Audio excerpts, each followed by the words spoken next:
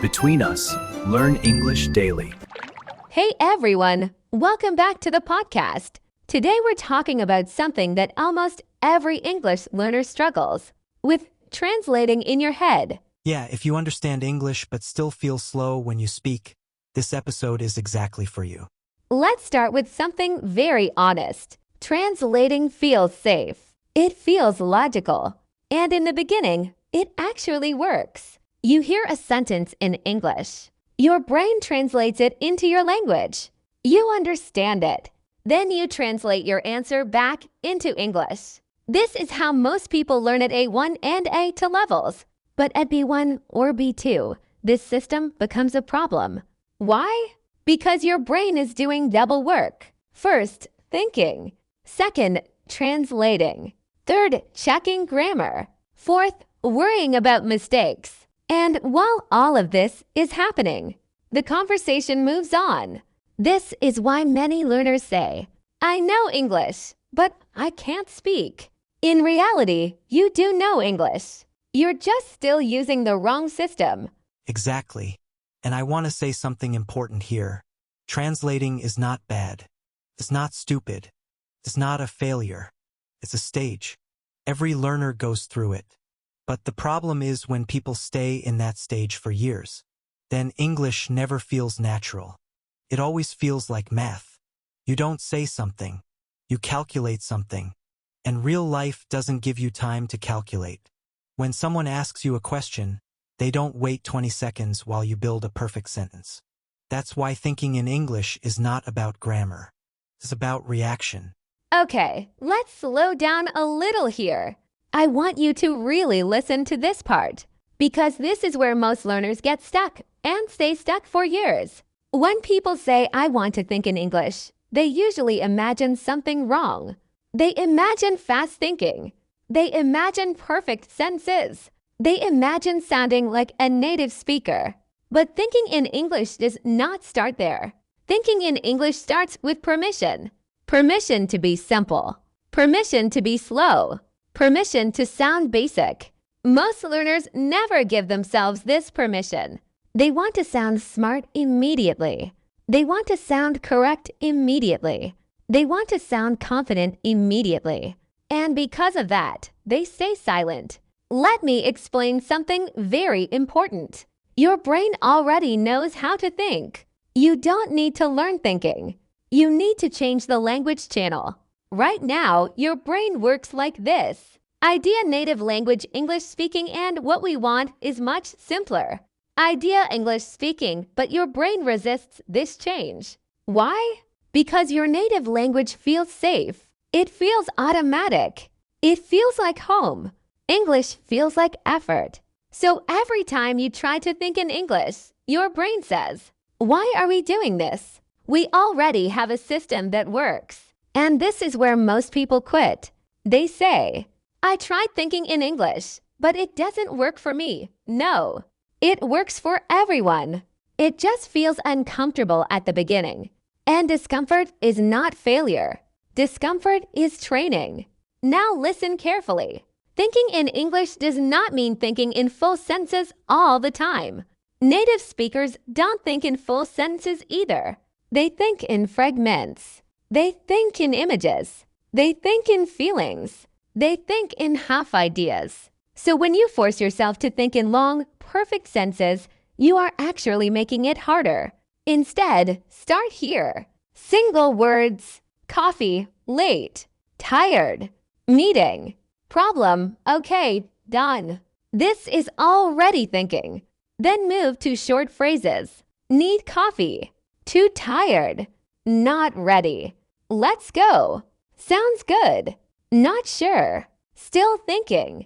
Only later, very slowly, full sentences appear naturally. And here's the most important part. You don't need to translate your whole life into English. You don't need to think in English 24/7. You need short, intentional moments. 5 minutes in the morning. 5 minutes on the way to work. 5 minutes before sleep. And during those minutes, you don't translate. You accept mistakes. You accept silence. You accept simplicity. This is how thinking in English is built. Not fast, not loud, not perfect, but stable. Yeah, and I want to add something very real here, something people don't like to hear. Thinking in English is not blocked by grammar. It's blocked by fear. Fear of sounding stupid. Fear of making mistakes. Fear of being judged. Most learners don't stop translating because they can't. They stop translating because they're scared of what happens next. Because when you stop translating, you lose control. You don't know exactly what sentence will come out. You don't know if it will be correct. You don't know how people will react. And that's uncomfortable. But that's also how real language works. Think about how kids speak their first language. They don't translate. They don't plan. They don't care about grammar. They speak. They fail. They repeat. They improve. Adults forget this process. Adults want guarantees. But language gives no guarantees. Erase something very practical. If you want to stop translating, you must stop waiting for ready. You will never feel ready. You start before you're ready. You speak with mistakes. You think with mistakes. You react with mistakes. And that's not a weakness. That's progress. Another thing nobody tells you. Thinking in English feels slow at first because it is slow. Your brain is building new paths, new connections. Speed comes later. Fluency comes later. Confidence comes later. But only if you stay long enough in the slow phase. Most people quit right there. They go back to translating. They go back to comfort. They go back to silence. So if you're listening to this and thinking, this feels hard, good, that means it's working. Let me tell you something funny, but also very true. Many learners say, I think in English sometimes. And when I ask when exactly, they say, when I'm alone, and quiet, and relaxed, and nobody is listening. So basically, and never in real life. And that's okay. That's actually where everyone starts. But here's the problem. If you only think in English when everything is perfect, your brain learns one thing. English is only for safe moments, not for stress, not for real conversations, not for real people. So when real life starts, your brain panics. That's why I always say, practice thinking in English inside normal chaos, while cooking, while walking, while waiting for something. Not perfect moments, real moments. That's how English becomes normal, not special. Yeah, and let's be honest, real life is not quiet. Your phone rings. Someone talks to you. Your brain is tired. You're hungry. You're late. And that is exactly when people stop thinking in English. They say, today I'm tired. I'll practice tomorrow. Tomorrow becomes next week. Next week becomes never. So erase a very real rule. If you can think in English only when you feel good, you don't really think in English yet. Real progress starts when you think in English even badly, even broken, even slow, even wrong. And yes, sometimes you'll sound like a confused robot. That's fine. Robots improve fast. Another thing people misunderstand is vocabulary. They think, I can't think in English because I don't know enough words. But listen carefully.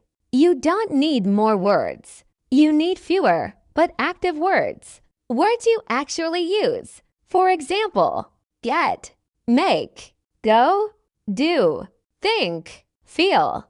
These words look simple, almost boring, but native speakers use them all the time. If you can think with simple verbs, your brain stops searching for perfect words. And when your brain stops searching, speaking becomes faster. Simple English is powerful English. Let me add something important here. Many learners try to sound smart instead of sounding clear. They choose long words, complex sentences, fancy expressions, and then they freeze, because complexity kills speed. If you want to stop translating, you must stop trying to impress. Nobody in real life wants perfect English.